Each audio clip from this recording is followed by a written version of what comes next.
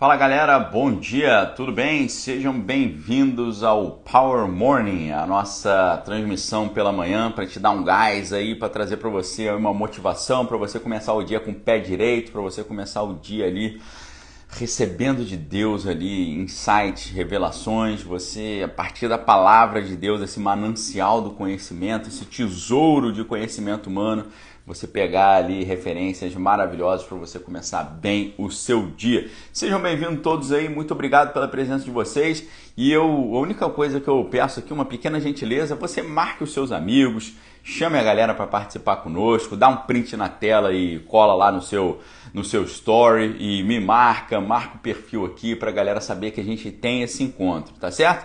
São 12 encontros, ok, pessoal? A gente tem um início, meio e fim. Nós temos 12 encontros e hoje é o nosso terceiro encontro. Quem chegar depois vai poder pegar muita coisa ainda, sem falar que o material que já foi feito, ele está gravado aqui no Instagram. É fácil para quem quiser recuperar e quem quiser assistir lá pela outra plataforma lá no YouTube, o cara pode assistir também lá no Manual da Independência. No Manual da Independência é interessante porque você consegue lá na outra plataforma, você consegue acelerar o vídeo se você quiser. E como a minha dicção é razoável, dá para assistir até em 2 vezes a velocidade que você entende tranquilo. Seja bem-vindo aí, Edgar, meu sogro, Isabel, Maria de Luca, Eduardo, Cláudio. O Cláudio está perguntando, não é o nosso quarto encontro? Rapaz, eu fiquei na dúvida agora, será que é o quarto e eu misturei as bolas? Deixa eu colocar aqui para vocês também o título do nosso encontro hoje, tá? Hoje é o nosso encontro Power Morning. Espera aí, a gente tem que digitar aqui e falar ao mesmo tempo, é um negócio, né? Enquanto isso, você pode aproveitar e já ir divulgando, já ir chamando seus amigos aí, porque você sabe que a plataforma ela faz aquelas peripécias, né? Ela não notifica todo mundo porque ela quer forçar a barra ali para você botar um dinheirinho, né? Para você botar um trocado lá e falar, poxa, pera aí, a gente quer que você patrocine aqui os seus conteúdos, né? Tá bom? Então, pessoal, hoje é o Morning. A gente começou segunda-feira, segunda, terça, quarta, quinta. Hoje é o número 4. Então, Power Morning 4. Os céus, o nosso tema de hoje. Coloquei aí, vou fixei. Obrigado aí pela galera. A Patrícia Lopes aí tá falando, já assisti os 3. Beleza, então estamos aqui no quarto hoje, tá? Desculpa, eu falei Power Morning 3 é o 4. Tô achando que hoje é quarta-feira, hoje é quinta.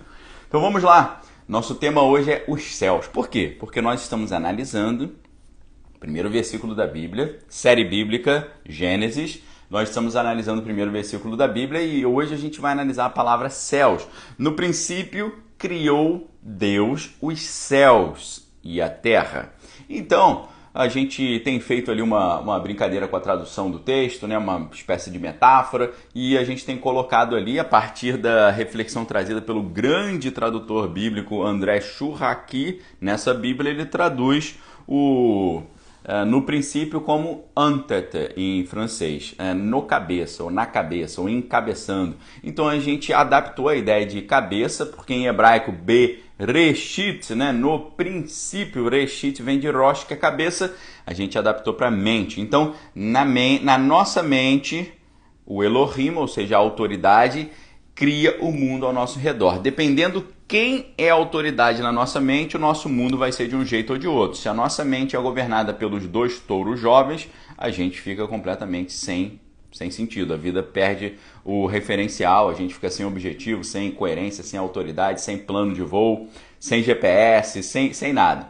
Se são os 2 touros veteranos, a vida fica ali completamente arrogante, autoritária, fica orgulhosa, né? Fica altiva. Mas quando você coloca o touro veterano no controle e você se posiciona como o touro jovem, ele conduz o caminho e você vai atrás dele, conectado por ele com aquela aliança que é o jugo da junta de bois, ok? Quem entende de pecuária entende tudo da Bíblia, eu já falei isso para vocês, tá certo?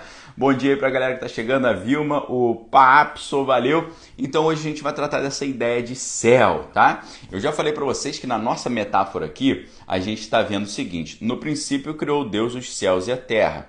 No princípio criou Deus a parte de cima e a parte de baixo. No princípio, ou na mente, Deus cria a parte de cima e a parte de baixo. Pensamentos e emoções. Razão e emoção. Pensamentos e sentimentos. Cabeça e coração. Céu e terra. Ok? Quando a gente olha na pessoal da Kabbalah, né? Kabbalah tem a árvore da vida, né? A Etz Haim, a árvore das vidas seria, né? E são várias, não sei se você já viu, isso são várias bolinhas, né? São várias sefirot, né? São várias bolas.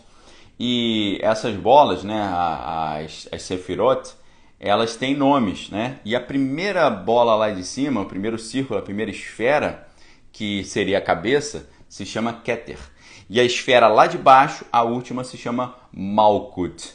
A Keter significa coroa, cabeça, e Malkut significa reino. O reino é na terra, né? Jesus falou, o meu reino não é desse mundo, mas, né, ele estava estabelecendo o reino dele na terra. Então, a coroa e a terra, os céus e a terra. Cabeça e emoção, pensamento, sentimento, razão e emoção, teoria e prática, ok? Teoria e prática. Por quê? Deixa eu explicar para vocês. Isso aqui está impregnado na simbologia do sacerdote hebraico. Por quê? Você vê pela lei de Moisés que o sacerdote hebraico ele deveria manter a ponta dos seus cabelos comprida e ele deveria manter a sua barba comprida. E quando o sumo sacerdote era ungido, ele recebia um revestimento de poder simbolizado através do derramamento de óleo sobre a sua cabeça. A Bíblia chega a falar sobre essa expressão, o óleo que escorre pela barba de Arão. O que significa isso, pessoal? Quando a barba está grande, né, o sumo sacerdote, a barba grande e o cabelo grande. Quando o revestimento de poder é lançado na cabeça dele, o óleo da unção, o óleo da autoridade, o óleo do revestimento, ele escorre pela ponta do cabelo e pinga no peito. Ele escorre pela barba e toca no peito. E a barba, a ponta da barba, ela toca no coração, tá certo? Ou seja, o sacerdote, o sumo sacerdote, é aquele que faz a conexão da cabeça com o corpo, dos pensamentos com as ações, da teoria com a prática, tá certo? O sacerdote, o que significa o sacerdote? Né? O Kohanim, né? Os Kohanim ou Kohen em hebraico. O Kohen é aquele que tem o acesso a Deus. É aquele que entra no Santo dos Santos e apresenta a Deus ali os pedidos do povo. Ele consegue orar intercessoriamente em favor do povo diante da presença de Deus. Ou seja, quando você coloca o touro veterano para ser a autoridade da sua vida e você é o touro jovem que segue ele, você se transforma num Kohanim, num Kohen, num sacerdote. Kohanim é no plural. Você entra no hall dos Kohanim. Aí você fala, Daniel, mas eu não venho de família hebraica, né, e muito menos de família Kohanim, né? Minha família não é de família de sacerdote. Como é que você pode dizer que eu sou um sacerdote? Queridos, o apóstolo Pedro diz nas suas epístolas que nós somos um sacerdócio real. Em grego é Vasilian Hieres. Vasilian vem de Vasili, que é o rei, né? Hieres é sacerdócio, um homem dedicado ali às coisas de Deus. Ou seja, o que a gente está vendo? Em Cristo, como o X-Lás falou, né? Em Cristo nós somos feitos reis e sacerdotes. É uma unção que desce, mas é uma unção dobrada, porque ao mesmo tempo é uma unção do sacerdócio. O que é o sacerdote? Aquele que tem acesso à presença de Deus para apresentar a Deus os seus pedidos, e o rei é aquele que recebe também o óleo da unção para transformar os seus pensamentos e a sua teoria em prática, Deus governando a sua razão e a sua emoção, a cabeça e o corpo, a coroa e o reino, a razão e a emoção, a teoria e a prática, o que ele aprende no entendimento, ele pratica com o seu corpo, a conexão da mente com o corpo, a conexão da teoria com a prática. Tá? Soraya, seja bem-vinda. Então, pessoal, a Bíblia diz que Jesus é sacerdote para sempre segundo a ordem de Melquisedeque. Melqui, meu rei, Tsedek, justiça. Meu Deus é justo. Melquisedeque na Bíblia é uma figura muito misteriosa, muito interessante. E a Bíblia diz que Jesus é sacerdote não pela ordem levítica, porque ele não era da tribo de Levi, ele era da tribo de Judá, mas ele era sacerdote para sempre segundo a ordem de Melquisedeque, que é rei e sacerdote. É um combo, tá certo? Aqueles que se submetem ao touro que conduz, que é o próprio Cristo, e aquele que se coloca conectado a ele na posição de um touro jovem, recebe dele poder de ser feito filho de Deus aos que creem no seu nome. Quando você se torna filho do rei e filho do sacerdote, você se torna ao mesmo tempo rei e sacerdote. O que significa isso? Você recebe poder para entrar na presença de Deus e apresentar os seus pedidos, e você recebe poder também para dar ordem ao mundo ao seu redor. Você fala, eu te abençoo em nome de Jesus, e a pessoa é abençoada. Você fala, eu repreendo esse espírito maligno em nome de Jesus, ele é repreendido. Eu declaro cura, em nome de Jesus ela é curada. Esse é o poder do rei. O poder do rei é o poder de governança, é o poder de dar ordens, é o poder de conduzir, de gerenciar, de administrar. Então, Keter é a mente, Keter é a cabeça. Shemaim, né? No princípio criou Deus os céus. Shemaim, os céus e a terra. A conexão do que você aprende com a prática, a barba conectando a cabeça com o coração, o cabelo comprido conectando os pensamentos com as ações, tá certo? Aí você consegue recriar o seu mundo.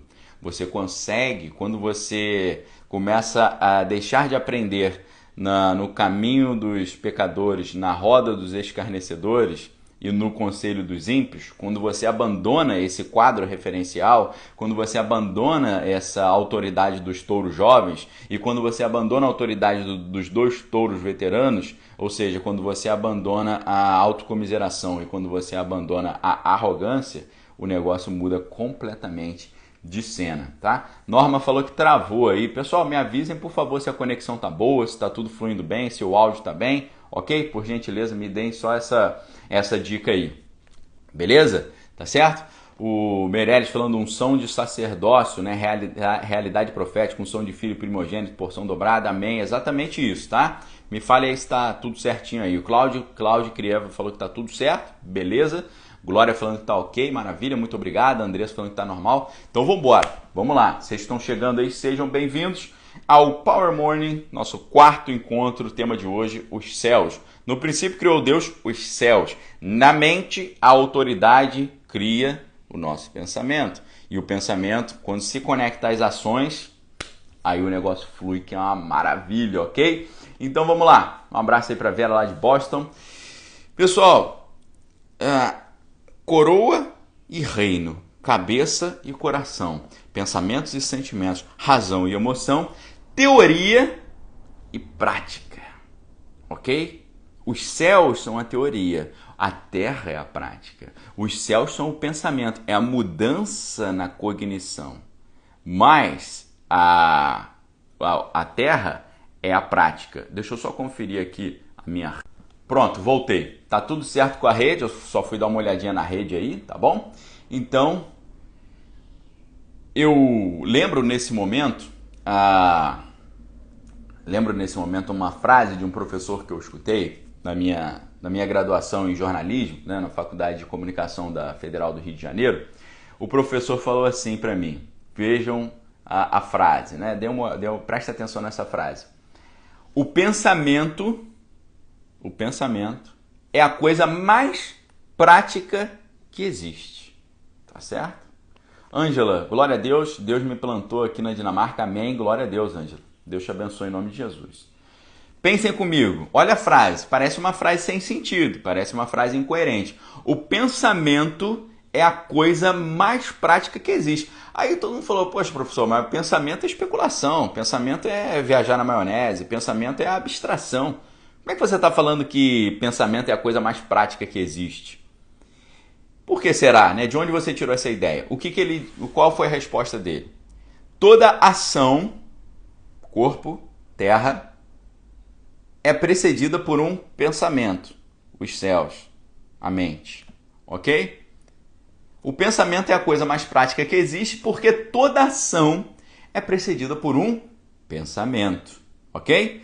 Por que você está aqui? Você viu um anúncio, alguma coisa, e você falou, vou lá assistir o Power Morning. Você pensou, eu quero assistir. Como é que uma pessoa vira um médico? Ela pensa, eu quero me tornar um médico. Como é que você compra uma casa? Eu vou comprar a casa. Como é que você inicia um namoro? Eu quero namorar com essa pessoa, eu gosto dela e tal. Ou seja, o pensamento é a coisa mais prática que existe porque toda ação é precedida por um pensamento, a não ser o arco reflexo. Vamos supor que você está distraído, alguém pega uma pedra de gelo e encosta aqui no seu pescoço. Você vai fazer um arco reflexo, né? Alguém pega ali um espinho e dá uma cutucada nas suas costas, né? Aquela ação é uma ação automática do corpo, né? Ela é não refletida. Aquele testezinho que a gente via, né, antigamente os médicos fazendo, que ele pegava um martelinho e dava uma marteladinha na ponta do joelho para o joelho mexer, né? Aquilo ali é um arco reflexo, é automático. Tirando o arco reflexo, vocês concordam comigo que o pensamento é a coisa mais prática que existe porque toda ação é precedida pelo pensamento? Ou seja, tudo que a gente faz é calcado no pensamento. Todas as nossas ações são calcadas no pensamento. Se o nosso pensamento é ruim, as ações serão ruins. Se o nosso pensamento é bom, as ações são boas. A Lu Tanaka, Joyce Meyer diz que para pensar de propósito, assim mudamos o nosso coração. Exatamente, certo? Exatamente. Valeu, obrigado pela dica. Então, pessoal, o pensamento é a coisa mais prática que existe, porque toda ação é precedida por um pensamento. Tirando o arco reflexo, o resto é todo calcado em pensamentos. E os pensamentos, eles governam uma coisa muito importante, que é a decisão. Eu decidi assistir o Power Morning, está aqui às 7 horas da manhã assistindo o Power Morning. Você pensou e você decidiu. Geralmente, a tradução do pensamento, ela se traduz na prática numa decisão, ok? A gente decide amar ou odiar, a gente decide perdoar ou guardar remorso, a gente decide ficar na autocomiseração ou partir para a proatividade, a gente decide abandonar a tristeza e viver a alegria que vem do Senhor, que é a nossa força. A gente decide fazer uma determinada faculdade, a gente decide estabelecer um relacionamento com uma determinada pessoa, a gente decide ter um filho, a gente decide abrir uma empresa. Então, se a vida prática é feita por decisões, o que governa as decisões? O pensamento. E quem governa o pensamento? Depende. Pode ser o touro jovem ou pode ser o touro veterano. Aí você que vai decidir. Você que entroniza o rei dos seus pensamentos, tá certo? Você que vai entronizar. E a nossa ideia aqui é tirar o valente, tirar o invasor, tirar ali o penetra, né? Tirar aquele que governa ali, que só produz lixo. A gente tira o lixo, tira o produtor do lixo e coloca o touro veterano que comanda o touro jovem. Quando a gente muda os céus, pensamento, a gente muda o coração. Quando a gente muda a cabeça, a gente muda o corpo. Quando a gente muda o pensamento, a gente muda as decisões. Mudando os céus, a gente muda a prática, tá? Então fiquem muito atentos com relação a isso. Eu queria tanto mudar meu comportamento, tem que mudar a mente primeiro.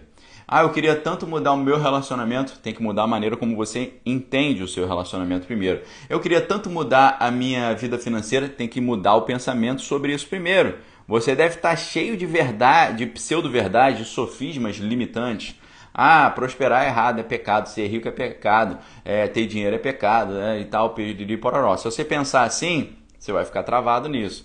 O pensamento governa a ação, a mente governa o coração, a mente governa o corpo, a mente governa as decisões. Se a sua mente está bloqueada nisso, você não consegue progredir. O JP Meirelles lembrando em Romanos 12:2, a gente já falou, não vos conformeis com esse mundo, mas transformai-vos pela renovação da vossa mente, para que possais descobrir qual é a boa, agradável e perfeita vontade de Deus. Amém? Valeu, Meirelles, muito obrigado. Então, o que é a decisão, né? A decisão. Quem governa as suas decisões? E o que é a decisão? Primeiro, basta a gente lembrar o primeiro salmo. Como é que o salmo, os Terrilim, o livro dos Halal, o livro dos louvores, como é que o salmo começa? Edgar, meu sogro, aí falando, a mente é tudo, isso aí, exatamente. E se tratando de mente, temos ainda o consciente e o inconsciente, né? Disse aqui Aldridge, exatamente, Kel. Então, quem governa esses aspectos, né? Esses níveis da nossa consciência, né? Do nosso sistema límbico aqui. Como é que isso é governado? Vejam como é que começa o primeiro salmo. Bem-aventurado é o varão que não anda segundo o conselho de ímpios, nem se detém no caminho dos pecadores, nem se assenta na roda dos escarnecedores. Antes, tem o seu prazer na lei do Senhor e na sua lei medita de dia e de noite. Fazendo assim, será como uma árvore plantada junto a rios de águas, que dá fruto no tempo certo, cujas folhas não caem e que tudo que fizer prosperará. Olha que interessante isso, presta atenção. Bem-aventurado é quem? É quem não anda no conselho de ímpios, no caminho dos pecadores e não se assenta na roda dos escarnecedores. Tá certo? Então, olha só, caminho, conselhos, caminho e roda. Essas três coisas aqui vão definir o que você está pensando. Conselho de ímpio, conselho do touro jovem, só conselho ruim, igual o conselho que os jovens deram para o rei Roboão. Caminho dos pecadores, você decidiu andar num caminho que não é legal. A roda dos escarnecedores, você se tornou parte daquele grupo que não é legal. Você tem que inverter esse processo, sair da roda dos escarnecedores, sair do caminho do pecado e sair do conselho dos ímpios. E se começar a aconselhar e tirar conselhos de outro lugar. De onde? A Bíblia responde. Na palavra de Deus. Amém? No manancial. No tesouro do conhecimento humano, onde estão todas as possibilidades de vidas humanas. Você vai encontrar a sua história ali e vai encontrar não só a explicação, ou seja, o passado, mas vai encontrar a solução, ou seja, o futuro para o seu problema. Na Bíblia estão todas as possibilidades de histórias humanas. A tua história está ali na Bíblia. Você vai encontrar a tua história lá. A Bíblia é como se fosse um holograma que contém nele todas as histórias possíveis da humanidade. E você vai encontrar não o seu temulo, que é o passado, mas vai encontrar o seu maher também, que é o futuro. Tá certo? Temulo, em hebraico, passado, significa na frente. Maher, em hebraico, futuro, significa atrás. É tudo invertido. Ou seja, a sua vida vai fazer sentido e vai te dar um futuro. A sua história vai ser compreensível para você e isso vai te dar um norte para o futuro. Ok? Então, olha só, vejam que o Salmo 1, ele está falando de um movimento de paralisação, de desaceleração e estagnação. É isso que acontece quando você anda com conselho de ímpios, quando a sua mente está governada por conselhos de ímpios, dos touros jovens. O que acontece? Olha como é que é a sequência desse primeiro versículo do livro de Salmos. Bem-aventurado o varão que não anda segundo o conselho de ímpios, anda, ele está em movimento, que não se detém no caminho dos pecadores, ele está em movimento e mudou de rota, tá? Ele estava vindo para cá, ele mudou para lá, e não se assenta na roda dos escarnecedores, ou seja, ele estava andando, mudou de rota e se sentou, ou seja, estagnou, parou. Ele não se mexe mais. Ele decidiu parar. Ele decidiu não progredir. Ele decidiu não crescer. Sabe aquela pessoa que fica 10, 20 anos, não lê o livro, não cresce nada, não aprende nada, não progride em nada, não melhora em nada, não conquista nada, não cresce para nada, não tem perspectiva, não tem projeto, não tem agenda, não tem planejamento, não tem cronograma, não tem rotina, não tem nada? Vive à deriva, né? Sem lenço, sem documento? É isso. Esse é o fim de quem segue conselho de ímpio. Eu me lembro, na minha juventude, super focado, adolescência, início ali da vida profissional, super focado, casei com 23 anos, né, jovem, e isso deu incentivo, né, para crescer, progredir, ser autossuficiente, super focado. e falava para quem estava ao meu redor, vai, estuda, vamos estudar, vamos crescer, vamos progredir, vamos prosperar. Outros só queriam, não, vamos aproveitar, ou vou bater meu cartão aqui no meu trabalhinho, tá bom assim.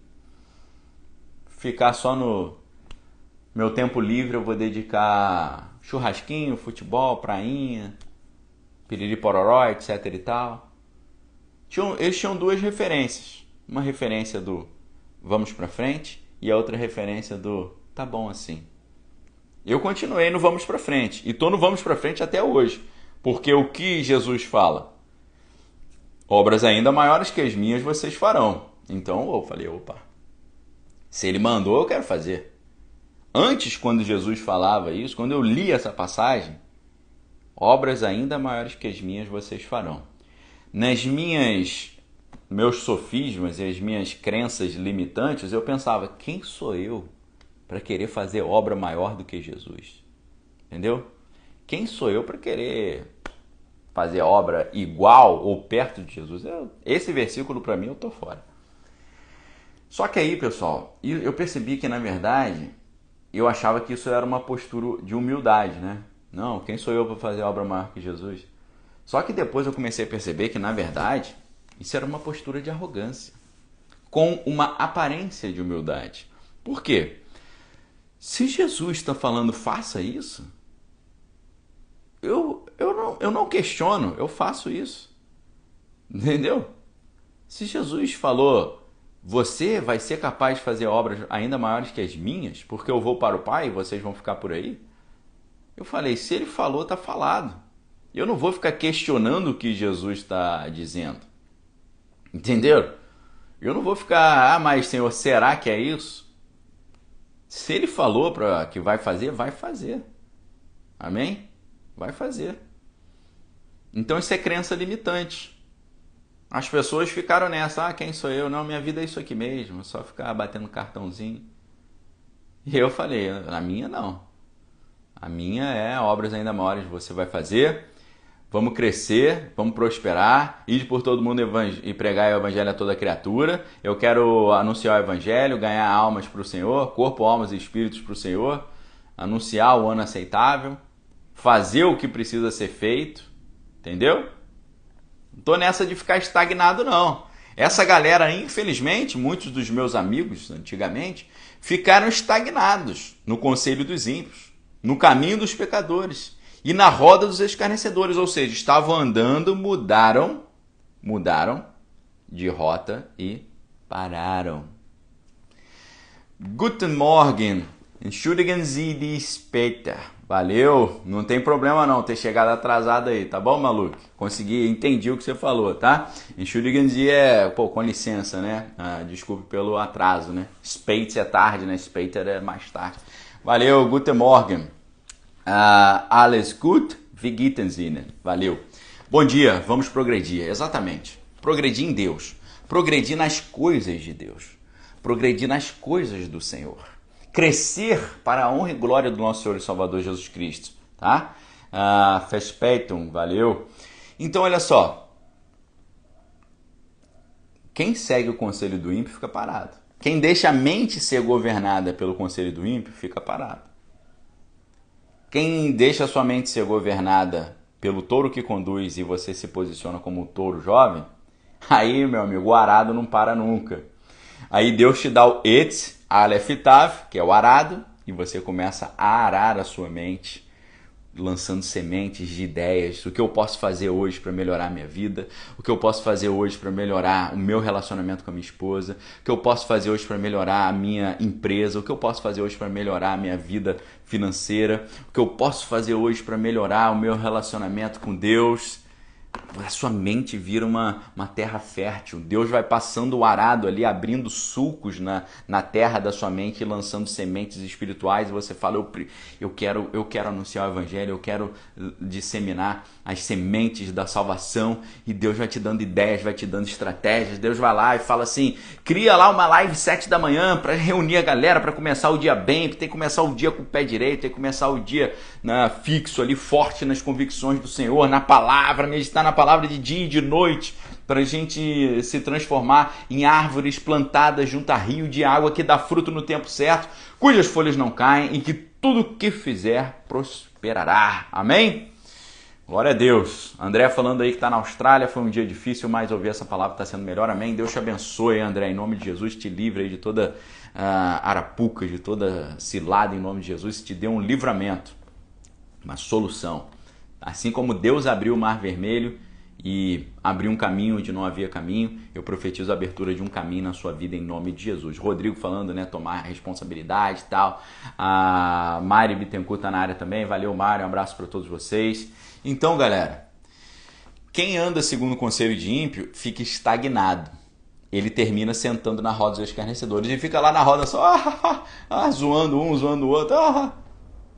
E é isso que a minha galera fazia, né? Muitos optaram por fazer. Então, talvez no mesmo emprego, na mesma condição, na mesma reme de sempre. Por quê? Sentaram e ficaram só joguinho de futebol, prainha, churrasquinho, piriri, popopopô. Eu não, meu irmão. Jesus falou que a gente ia fazer obras maiores, eu falei, poxa, vamos embora. Rosana falando que tá vindo pelo convite do YouTube. Obrigado, Rosana. Seja bem-vinda, ok? A gente está no nosso quarto encontro hoje. Todos estão gravados aqui e também no meu outro canal do YouTube, que é o Manual da Independência, tá certo? Então, pessoal, quando Deus governa a sua mente, você muda as suas decisões. Você não vai decidir sentar na roda dos escarnecedores. Você vai decidir ter o seu prazer. Essa palavra é extremamente importante. Antes tem o seu prazer na lei do Senhor e na sua lei medita de dia e de noite. Olha que interessante. Você decide extrair prazer em aprender as coisas de Deus. E na palavra de Deus você medita de dia e de noite, ou seja, você está se alimentando ali constantemente. Quem faz isso, quem decide se alimentar das coisas de Deus, não fica parado sentado numa roda de escarnecedores, nem fica pegando conselho com o ímpio. Quem decide extrair sabedoria e prazer na aprendizagem das coisas de Deus é como uma árvore que é plantada do lado de um rio, ou seja, ela tem ali nutrientes abundantes. Quem medita na palavra de Deus de dia e de noite é igual uma árvore que está plantada do lado de um rio abundante de águas, que ela tem ali alimento sobrando, ela tem alimento abundante. E assim, ela é como essa árvore plantada ali, junto a esse rio, que vai dar fruto no tempo certo, as folhas não caem e que tudo que ela faz prospera, porque ele está se alimentando do rio de Deus. Amém? Receba essa palavra em nome de Jesus. Ivanete perguntando, tem como ver as outras lives? Com certeza, elas estão todas aqui no meu perfil, tá bom? Valeu, Mari. A Mari está falando aí, ó, estão gravadas. Pastor Alvarez está na área aí, né? Falando da minha camisa Nintendo, né? Nintendo, valeu Alvarez, muito obrigado, né? Rafa Moca falando que tá tudo gravado. A Ângela de Lizia falou, tô trabalhando, mas tô ouvindo a pregação. Glória a Deus, Ângela, Deus te abençoe em nome de Jesus. Obrigado pela sua confiança sempre no nosso trabalho e que você tenha um dia abençoado aí na Dinamarca. Então, galera, quando nós temos o conselho dos ímpios governando a nossa mente, a gente toma decisões que vão lá no futuro nos estagnar, tá certo? Quando nós temos o touro que conduz na nossa mente, nós tomamos decisões que vão nos fazer crescer, frutificar. E aí eu pergunto para você hoje, o que você quer hoje da sua vida? Estagnação ou frutificação? Conselho de ímpio, estagnação. Conselhos de Deus, frutificação. Você quer se retrair, fechar e ficar bloqueado com o conselho dos ímpios na estagnação, ou você quer desabrochar, dar fruto no tempo certo, as folhas não caem, tudo que fizer prosperará. Amém? Você quer a frutificação? Coloca na sua mente aí, nos céus, o conselho de Deus e deixa esse conselho descer para o seu corpo, transformando os pensamentos em ações e você viver uma vida sobrenatural, superabundante. Tá certo? Mateus aí, valeu. Receba essa frutificação. Você tem que decidir. Amém, queridos? Você tem que decidir frutificar. É uma decisão. Às vezes tem pessoas que estão presas ali a um ciclo de sofrimento, um ciclo masoquista, um ciclo que eles extraem prazer no desprazer. extraem prazer no sofrimento. Tem gente que está agarrada nisso. E hoje eu quero pedir ao Pai, em nome de Jesus, Deus liberte todas as pessoas que estão agarradas, extraindo prazer do sofrimento. Vamos extrair prazer da alegria, extrair prazer em ajudar o próximo, extrair prazer em abençoar o próximo, extrair prazer em ver o outro tendo prazer, como Jesus falou, chorai com os que choram e alegrai-vos com os que se alegram. Você está aí chorando às vezes e sentindo prazer nesse choro. E às vezes você está vendo o seu irmão chorando e você está feliz. Ah, bem feito, mereceu. Não é, isso é conselho de ímpio. Isso é conselho de ímpio. O conselho de Cristo é: chorai com os que choram e alegrai-vos com os que se alegram. É totalmente diferente. O cara que se alegra com alguém que está chorando, essa pessoa vive o conselho de ímpio e está totalmente estagnada. Ela murchou, virou uma pedra. Agora, quando você muda o seu critério da sua mente, quem te aconselha, qual é o seu referencial, você começa a desabrochar. E não tem problema se você estava com a vida mental, sentimental toda travada, não tem problema. A Bíblia diz que ao cheiro das águas, o Jó fala, ainda que a árvore estivesse seca e o seu tronco seco, as raízes secas, ao cheiro das águas, logo brotará e como planta nova florescerá. O cheiro das águas é o quê? A água é o quê? A palavra de Deus. Deixa a palavra de Deus se impregnar na sua vida e fazer desabrochar novamente. A Mariana Bittencourt aí, procura ajudar as pessoas no meu atendimento no consultório. A primeira consulta do dia eu sempre atendo alguém que eu estou abençoando. Amém, glória a Deus. Excelente maneira para a gente começar o dia, começando com o pé direito, né? O Mateus falando aí, verdade, interessante é que isso faz parte da verdadeira conversão, com certeza. Sérgio aí dando bom dia, dormi demais, perdi o começo. Não tem problema, depois você recupera. Ok? Então, pessoal, quando Deus governa a sua mente e o seu referencial é a palavra, as suas decisões mudam. O critério que governa as decisões muda. E o que é a decisão? A decisão é romper a cisão, né? Cisão é um corte. Vamos fazer um corte aqui, ó. A cisão é isso, ó. Cortou. A decisão é você desfazer o corte. Entendeu? A cisão é cortar. Cisão é você fazer um corte. E quando corta, tem uma bifurcação, tem dois caminhos possíveis. Decisão é quando você escolhe ou um ou outro. Você, quando decide, você rompe a cisão. Você faz a cisão virar uma coisa única. Tá certo? Então, decisão é romper a cisão. Não tem mais dúvida, não tem mais cisão. Eu já escolhi, o caminho é esse, eu vou nesse aqui, eu vou nesse de Deus. Eu não vou no conselho dos ímpios, eu não vou no caminho dos pecadores, eu não vou me estagnar na roda dos escarnecedores, eu vou meditar na lei do Senhor e na sua lei meditar. Vou extrair o prazer da lei do Senhor e nela vou meditar de dia e de noite e vou me transformar como uma árvore plantada junto a rio de águas que dá fruto no tempo certo, cujas folhas não caem e que tudo fizer prosperará. Uma decisão viver isso, certo? Quando a mente é governada pelo touro veterano e você é o touro jovem, isso nos ajuda completamente na decisão, no poder de decisão e também no gerenciamento do custo de oportunidade. O que é o custo de oportunidade? O custo de oportunidade é o seguinte, quando você escolhe uma coisa ou outra, você deixou uma outra opção de lado, né? Quando você escolhe uma coisa, você abriu mão de outra ou outras. Então, o custo de oportunidade é o que você perde quando você decide uma coisa e abandona outras, ok? Geralmente, o nosso gerenciamento do custo de oportunidade, quando é governado pelo Conselho dos Ímpios, é totalmente maluco, né?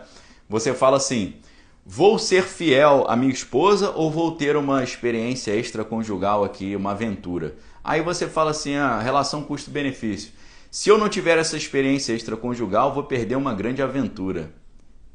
Ok, vou ter essa experiência. Minha esposa não vai ficar sabendo, então tá tudo certo. Tá vendo como é que é uma mente completamente doida? O poder decisório é todo estranho e o custo de oportunidade também é todo maluco. Não faz sentido isso, né? Agora, quando o touro veterano está no controle, que é o que conhece o caminho, os critérios para o cálculo do custo de oportunidade mudam completamente. Mudam totalmente. Porque o quadro de referência... o quadro de referência para a tomada de decisão é a palavra de Deus, não é o conselho dos ímpios, tá certo? Quando é conselho dos ímpios, decisões ruins, consequência, estagnação. Quando é o conselho advindo do manancial da palavra de Deus, decisões sábias, crescimento, florescimento, progresso. Tá certo? Mateus falando que acha dos crentes que falam que ler a Bíblia deixa doido. Em certo sentido deixa doido, né? Porque você vê na Bíblia que as coisas de Deus são para os homens naturais loucura. Tá certo? A Tati aí lembrando que às vezes o conselho dos ímpios vem bem disfarçado. Com certeza. Muito obrigado, Tati, por essa palavra. Por quê? O inimigo ele é o mestre do disfarce.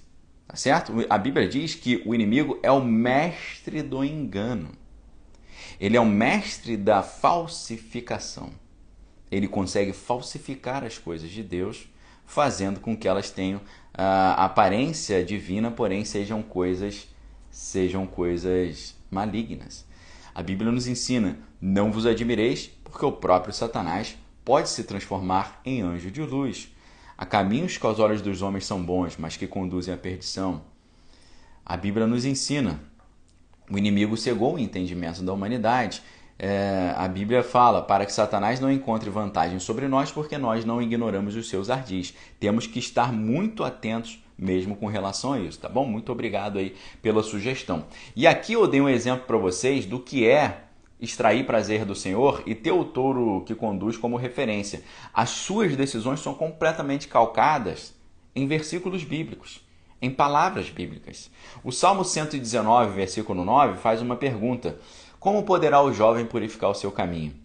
O Salmo 119, 11 responde: escondi a tua palavra no meu coração para não pecar contra ti. O que significa esconder a palavra no coração? Isso significa a palavra estar no coração e você sabe de cor. Ou seja, o que é cor? Cordes. Cor é coração. Você vê esses hospitais em cor, né? Instituto Cor, não sei o que, cor é coração. Ou seja, saber de cor é estar no coração. E o Salmo 119 nos ensina como pode o jovem purificar o seu caminho, escondendo a sua palavra no seu coração para não pecar contra ti. Ou seja, a gente codifica a palavra de Deus no nosso coração, codificando ela no nosso coração, na hora de agir, na hora da terra, colocar em prática as coisas, o pensamento escorrer pelo óleo que escorre pelas barbas de Arão e conectar com o nosso coração, as nossas atitudes são inspiradas por Deus. Tá certo? Rony falando aí dos livros do Napoleon Hill, excelente referência. Tá certo? Pastor Cristiano chegou aí, ótimo dia também para você. Então, pessoal, o custo de oportunidade é totalmente recalculado quando a gente tem o quadro de referências, não o conselho dos ímpios, mas a palavra de Deus, o manancial do conhecimento.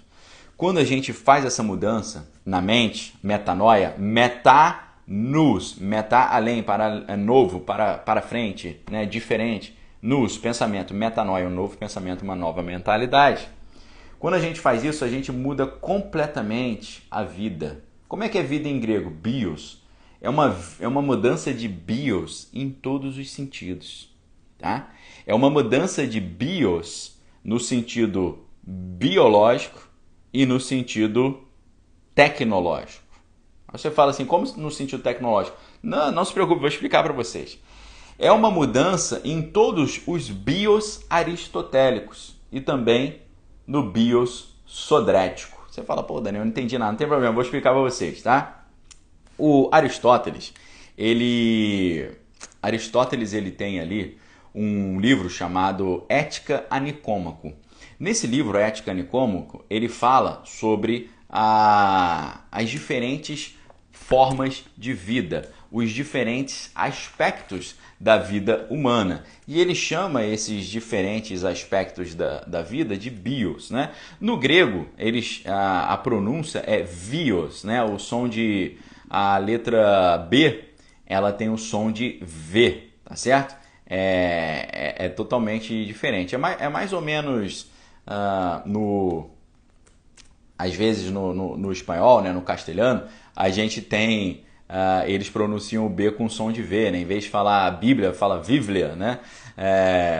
Vasco, fala Basco, né? País Basco, né? Então a Ética Nicômaco é a principal obra do Aristóteles sobre ética.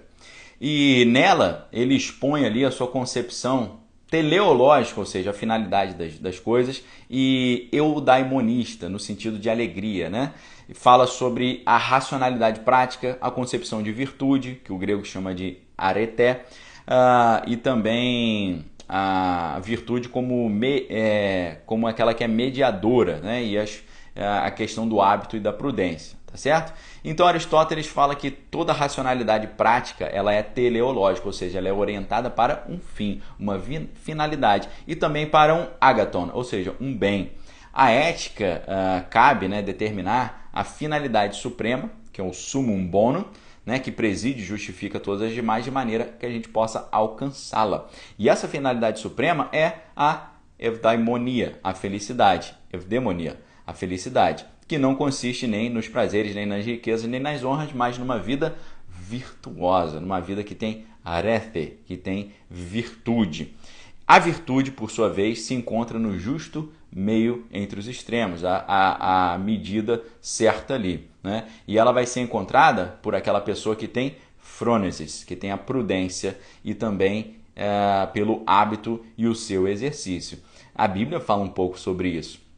Quando Jesus fala, o homem prudente edificou a sua casa sobre a rocha, vindo sobre ela o vento, a casa permaneceu firme.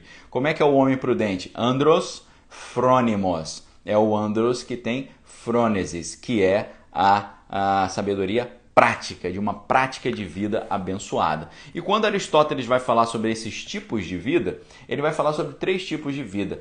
Bios theoreticos, vai falar sobre vios apoláusticos e vai falar sobre vios políticos. Então, o que são esses tipos de vidas para o Aristóteles, que é o bios, né? O bios. Bios teoréticos ou bios zênicos tem relação com a vida contemplativa, seria a mente. Bios teoréticos é a mente, é como você pensa, como você interpreta o mundo. Já o bios apoláusticos é a vida dedicada ao prazer. Não o prazer, né, para o Aristóteles, o prazer carnal, mas o prazer ali da virtude, o prazer da boa medida, fugindo daquilo que ele chamava de hybris. Hybris é a desmedida, híbris, né, híbrido. Ele chamava de hybris a desmedida, está desproporcional. Ele falava sobre o meio termo ideal, o equilíbrio, né? Então, olha só, Aristóteles fala da sua vida do pensamento, fala da sua busca pelo prazer. Onde está a sua busca pelo prazer? Vejam que nós referimos aqui o Salmo. O segundo Salmo fala, antes tem o seu prazer na lei do Senhor e na sua lei medita de dia e de noite. Ou seja, em que você extrai prazer? Quando você muda o seu quadro de referência mental, você muda o seu referencial do que te dá prazer. Antes o prazer era, sei lá, assistir futebol, ir pra praia, ficar de conversinha furada com as menininhas no trabalho, ficar contando piadinha e tal, zoando os outros. Hoje, o seu prazer é extraído na lei do Senhor e em ajudar o próximo, ensinar a virtude, viver a virtude, ok? Então, Aristóteles fala que a vida é constituída por esses 3 aspectos. A vida contemplativa, vios teoréticos, a vida que busca o prazer, que é vios apoláusticos, e o vios políticos, que é a vida qualificada pelo agir político. Ou seja, aqui é a vida qualificada pelos jogos de poder, tá certo? Então, eu pergunto para você, como a sua bios teorético está configurada? O seu pensamento configurado por coisas mesquinhas ou configurado por coisas sublimes da palavra de Deus? A sua busca pelo prazer vem de onde? O seu prazer sai de onde? Né? Você retira prazer de onde? Você retira o prazer das coisas divinas ou você retira o prazer das coisas mesquinhas humanas? E como é que é o jogo de poder na sua vida? É você querendo adquirir mais poder pisando nos outros ou é você querendo dar mais poder para os outros? Tá certo? Esse jogo de poder aqui, que é o bios políticos, é assim. Como é que é a dinâmica do poder na sua vida? Tá certo? O Rony está falando, Daniel, sabe o que eu acho engraçado? Nós buscamos tanto conhecimento de A, B, C, mas se observarmos Deus através da Bíblia, já passou tudo o que precisamos para a vida em geral. Exatamente. A gente fica buscando conselho de somebody love, de piriri pororó, etc e tal, groselha aqui, groselha ali. A palavra de Deus é um manancial. E quando você coloca a palavra gravada no seu coração e na sua mente, muda tudo. Muda completamente. Tá certo? Muda por quê? A sua vida contemplativa muda, o que te dá prazer muda e o jogo de poder muda. Em vez de você falar, eu quero concentrar todo o poder em mim. Não, você fala, eu quero distribuir o poder. E quanto mais poder você distribui, mais poder em Deus você tem. Buscai primeiro o reino de Deus e a sua justiça, e as demais coisas vos serão acrescentadas. Mas lembra que eu falei para vocês que esse poder é um poder que não é só biológico, é um poder tecnológico também?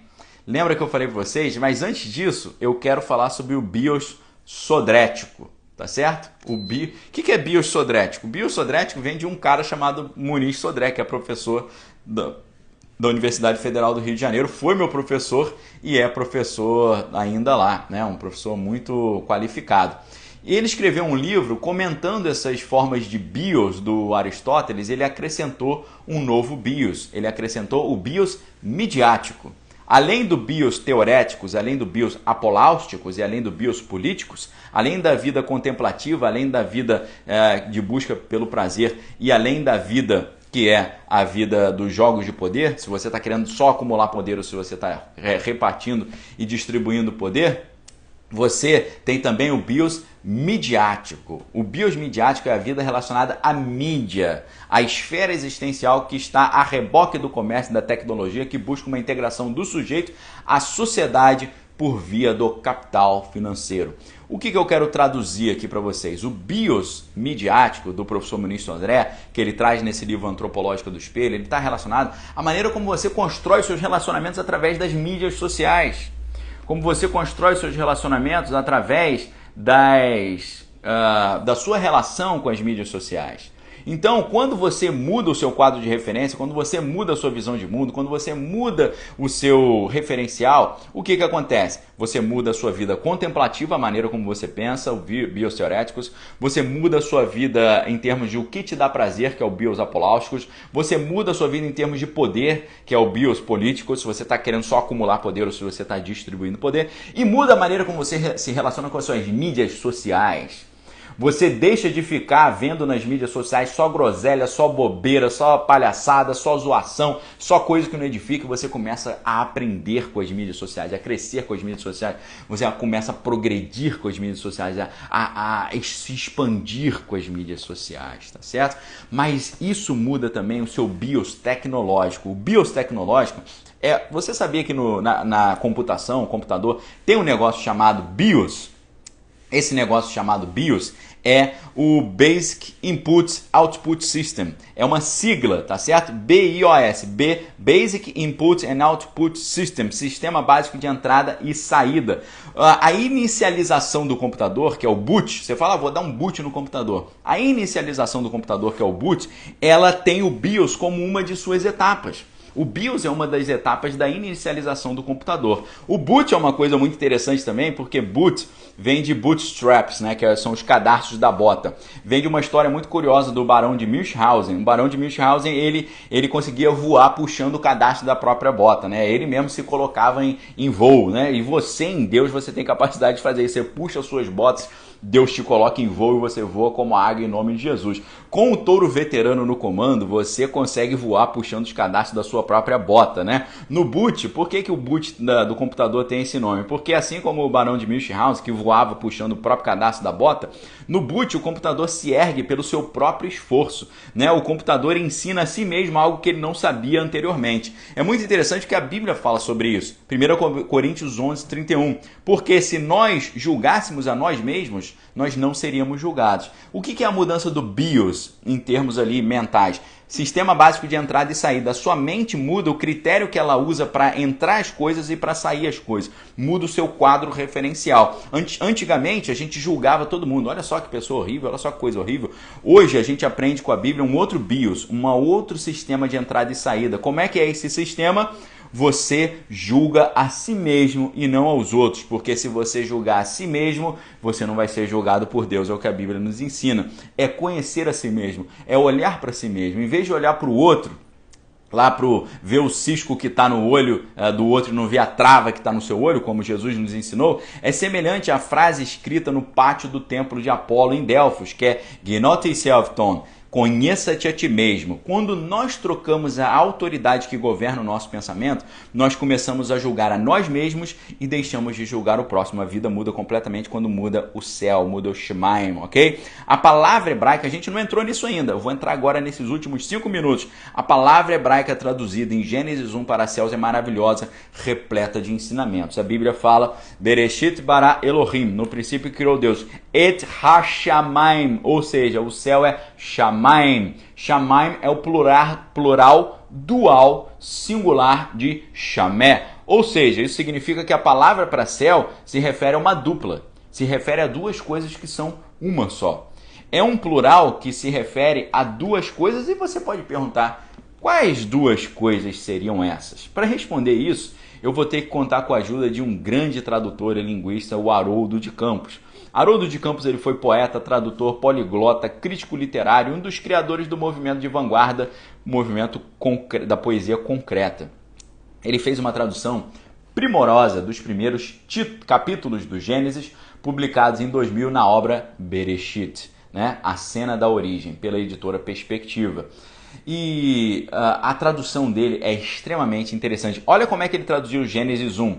Na nossa tradução normal, no princípio criou Deus os céus e a terra. Ele traduziu assim, no começar, Deus criando fogo, água e a terra. Olha como é que ele traduziu os céus, fogo, água. E aí é muito interessante porque o Haroldo de Campos ele não falava em tradução, ele falava em transcriação. Em vez de transcrição ou tradução, ele fala transcriação. Baseado nessa proposta, ele fazia vários neologismos, ou seja, ele criava palavras novas. Ele criou aqui, em vez de céus, ele traduziu fogo-água. A ideia foi retirada de uma interpretação do famoso rabino Rashi. O Rashi, ele interpretou Shemaim, a palavra para céu, como a união de Esh, que é fogo, e Maim, que é água. Quando o nômade bíblico olhava para o céu, ele via o céu produzindo duas coisas, chuva, ou seja, água, maim, e fogo no sentido de raios, ou seja, esh. Então, quando o povo do deserto olhava para o céu, pensava, o céu me dá duas coisas, raios, que é fogo, esh, e maim, que é água. Então, o nome daquilo ali vai ser Shemaim. E na nossa jornada metafórica, nós temos ali uma referência interessante também. Lembram da conversa de Jesus com Nicodemos? Nicodemos é aquele cara famoso, né, que chegou para Jesus na calada da noite, foi lá falar com Jesus escondido e disse para Jesus, Jesus, eu vejo que você, olhando assim, né, para ver se não tinha ninguém olhando, Jesus, vejo que você é um grande homem de Deus, porque ninguém pode fazer os sinais, prodígios e maravilhas que você faz se não for pelo poder de Deus. E aí Jesus falou para ele, não vem de conversinha para cima de mim, não querer me elogiar. Você tem que nascer de novo. Necessário vos é nascer de novo. E aí o Nicodemos fala assim, mas como nascer de novo? Voltar para o ventre da minha mãe? Só falando em reencarnação, desencarnar? O que é isso? Jesus falou, não. O que é nascido da carne é carne. E o que é nascido do Espírito é Espírito. Aquele que não nascer da água e do Espírito não herdará o reino de Deus. Água, a palavra. Espírito, o fogo. Tá certo? Lembram de João Batista? Eu vos batizo com água, mas virá um após mim que é maior do que eu. Eu não sou digno de desatar os cadastros das suas sandálias. Ele vos batizará com o Espírito Santo e com fogo. Ou seja, água e fogo são elementos celestiais. Água e fogo são elementos do céu. Para você viver uma vida celestial, para você viver na terra, mas com a dinâmica do céu, você tem que ter os elementos do céu. Os elementos do céu são fogo e água. Água e fogo. O fogo é a presença do Espírito de Deus. O Espírito é o vento que te conduz no caminho. Veja Mateus 4:1. O Espírito conduziu Jesus ao deserto para ser tentado. O Espírito é aquilo que conduz no caminho. A água é a palavra. A água é a seta. A água é a Torá. Torá vem de uma palavra hebraica que é lançar, jogar para frente, jogar uma lança. É uma seta que indica o caminho. Ou seja, a água é a seta e o fogo é a gasolina que te empurra. Tá certo? Quando a gente muda a nossa mentalidade, a gente está mudando o céu. A gente está mudando o Shemaim. A gente está mudando o quê? Nosso quadro de referência. Você recebe o Shemaim, ou seja, você recebe a seta, você descobre qual é o caminho é lá. Ali está a alegria, Ali está o domínio próprio, a mansidão, a longanimidade, a benignidade, o amor, a felicidade verdadeira. Aí você fala, agora eu descobri que é para lá, mas eu não consigo sair dessa zona aqui de autocomiseração. Eu não consigo. Preciso de força, Deus, para me tirar disso. Aí Deus vem com o vento do Espírito. E o vento do Espírito, ele transforma aquilo em fogo, em combustível, combustão. O que faz a combustão? Combustão é o hidrocarboneto mais oxigênio. O oxigênio é o sopro de Deus, é o vento. O vento de Deus te empurra no caminho e faz com que aconteça uma combustão para que você tenha combustível no seu motor para seguir no caminho. E ele continua jogando vento sobre a sua vida para te empurrar nesse caminho e oferecendo o oxigênio para produzir essa combustão. E qual é o produto da combustão? A combustão é um hidrocarboneto mais oxigênio produzindo gás carbônico e água. Fogo e água estão andando sempre junto. O fogo, a combustão, produz água e fica se retroalimentando, tá certo?